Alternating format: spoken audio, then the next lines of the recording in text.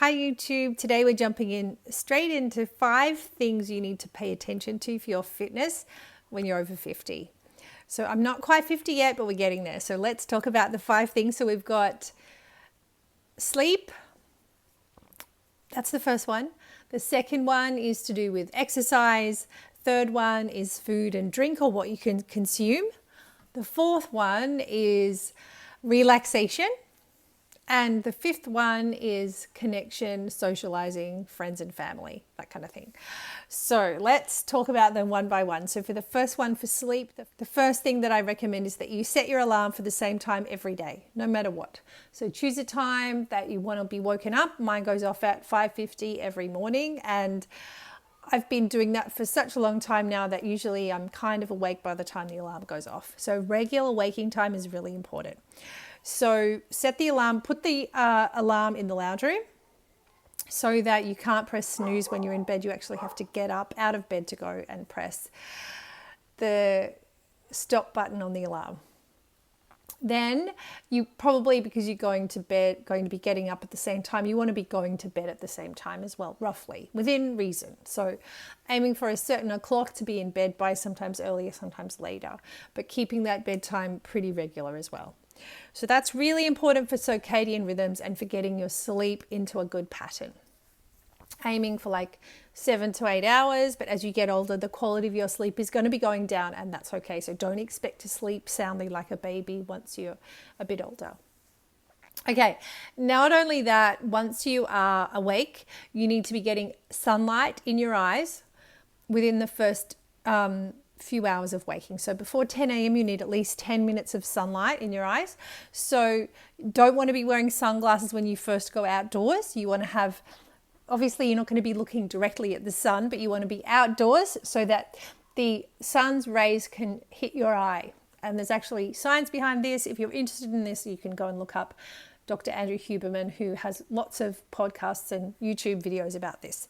But you definitely need that sunlight in your eyes to help set that circadian rhythm that's going to help with your waking cycle, your sleeping cycle. Very important. So you're going to start to feel better if you have that sleeping pattern. So that's the first one.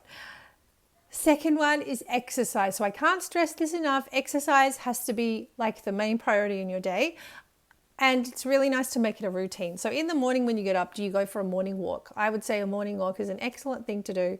Before you have breakfast, before you have a hot drink, go for a walk. So obviously you're going to be getting that sunlight in your eyes, which is going to help with point 1. But you're also going to be getting a nice stretch for the body. You're going to be walking upright. Any aches and pains ease out through the motion of walking. It's also a nice way of tuning into your surroundings, noticing the trees and the sky and the birds and nature, which has also been shown to be very good for us. So walking outside is a very nice thing.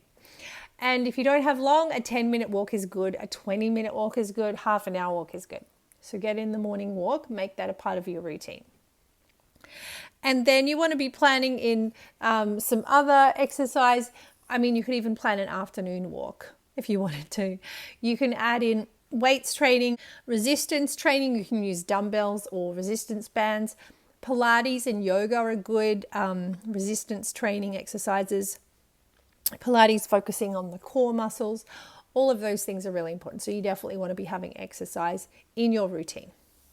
And you can't just say, when I feel like I'll do it. You have to plan it into your daily routine. So something like on Tuesdays, after I get home from work, I always take the dog for a walk. Or on Thursdays, before I go to work, I go to the gym. And you might not get that every week, but you need to be aiming for that. That's really important. So if you're just waiting to feel inspiration for exercise or waiting to feel like it, it will not happen. You have to plan it in. So I do some health coaching, I do counseling, and I have some openings for some private sessions. So if you are looking for some help, you can come over to Instagram, direct message me there, and we can set up a time. And we can do some help in getting this plan into place about how you want to be planning your health and well-being in your life. And so definitely recommend exercise. So that is how you stay feeling good. The yoga and the Pilates is really nice for stretching, for strengthening those smaller stabilizing muscles, and stretching our muscles feels good. ties into number 4, relaxation. We'll come back to that. Okay, the third area is food and drink, or what we can consume. So obviously in terms of water, we want to be making sure we're drinking when we're thirsty for water. We don't want to be having too much caffeine or alcohol. With alcohol, it is a toxin, it is a poison. So as soon as you imbibe alcohol, your liver goes, we've got a toxin, your liver has to jump into gear to start to process that toxin. So it isn't good for us. Socially, if it's shared in a meal, in some sort of settings, it can be good, but no more than 2 drinks per week. Even though the Australian guidelines say you can have more. Dr. Peter Attia, it was Dr. Peter Attia or Dr. Andrew Huberman who said that alcohol is really not good for us if you are going to have it no more than 2 standard drinks per week. Just with food, the 2 main things, Dr. Peter Attia said the 2 main things people do wrong with food is 1, they eat too much, and 2, they don't eat enough protein. Another great tip I heard was like aim for savory as opposed to sweet. So if you're having something savory, you're more likely to have some kind of protein in there. So protein intake is super important for us as we are aging, because once you hit 50, even from 30, we begin to lose muscle mass. So we need to make sure that we're eating foods with protein and not too many foods which are sort of sickly sweet with lots of flour and sugar, basically, is what we want to avoid. So making sure you're getting enough protein. Dr. Peter Attia says a gram of protein per pound of body weight. So that's mixing metric and the old measurement, but you can work that out. So he says a gram of protein per day per pound of body weight. So you can go work that out. But that is quite a lot of protein. The standard dietary guidelines don't recommend as much. So if you want to go down that rabbit hole, please go ahead. Okay, so that's food. Don't eat too much. Eat regularly. Don't skip meals. Eat healthy, regular meals. Aim for savory as opposed to sweet, because you're more likely to get healthier options with savory, if those are the 2 options. Also, with savory, you're more likely to be consuming vegetables, and sort of generic advice is, eat more vegetables. Vegetables are very good for us with their vitamins, minerals, fiber, and just the filling nature of them. And yes, very good for us. Okay, moving on to what have we done? Number 4, which is relaxation. So Dr. Andrew Huberman, I keep kind of going on to him, but he's like a neuroscientist who is all about health and well-being.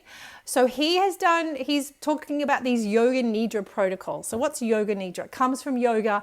It's a practice where you lie flat on your back on a yoga mat and someone talks you through a relaxation pose. It's kind of like a deep rest meditation where you're kind of relaxing each part of your body one by one. Yoga nidra. I'll definitely record a yoga nidra for you for the channel, so you'll be able to go to my yoga nidra to listen to when you need to have some deep rest.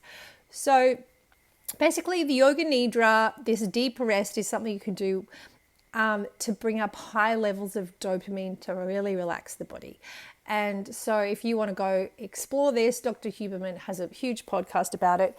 But basically any kind of yoga that's super relaxing, so yin yoga, restorative yoga, anything where you're just lying down slowly, focusing on your physical body, doing some kind of practice. Relaxation, slowing down, resting, not being plugged into our phones all the time is going to be so good for our overall nervous system to let that settle. So relaxation is really important. You need to give yourself a break, and not just having a nap, because a nap, if you have too many naps, you won't be able to sleep at night. So this deep rest is more targeted. It's so interesting how the neuroscience is catching up with some of these practices that from the East, meditation, deep rest meditation, Shavasana, the corpse pose from yoga. All of these things are now finding their place in science. The 5th one is connection. So having community, friends or family where you go and contribute to life.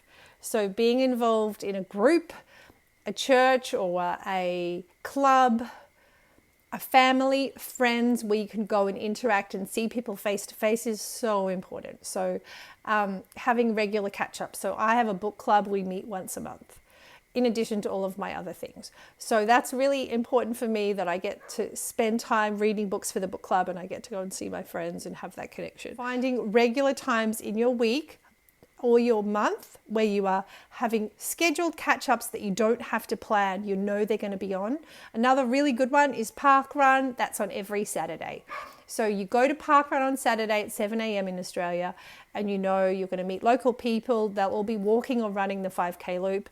You can volunteer if you're injured. There's always something you can do at Park Run. So just having these regular places where you can go and connect. I also go to Park Run every week, which is where I go and say hi to the people that I see every week at Park Run.